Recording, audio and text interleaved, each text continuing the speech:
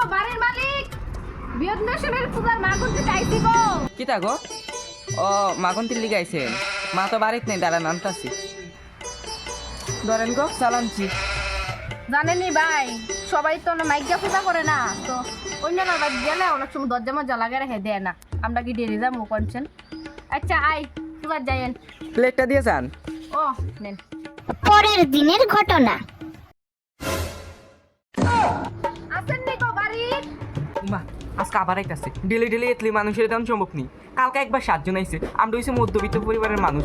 Daily daily যদি এতলি চাল দিতে হলে কেমন হইব? না একটা কাজ করি, বাইতে বাকি এটাই করি। ওমা আবার আজকে আইছে, সাজছে দরজা লাগাইলে। আইছেন নি গো? কোন চুপে রাখতাছি ডিটেকটিভ না কিতা? না দরজা লাগিয়ে রাখছেন? বাইরে তো দেখছিলাম। আরে বাইক আছে তো, লুকায়ে লুকায়ে দেখতেছে। আজকে আমি চাল নিয়ে হইছে রুম। একটা কাজ করি, আমি লুকাই থাকি, যে সময় বেরোবো এই সময় সালাই লেগে ধরো। জায়গা গো মাসি, দেওয়া লাগতো না চাল। মা বাচ্চি ভালো গেছে গা। মা ঘুমা মামা কয়বার আই? ওই তো দেখাইছি। আমরা না বলে বাইক না। তাড়াতাড়ি চাল দে। তাড়াতাড়ি চাল দে। তাড়াতাড়ি চাল দে।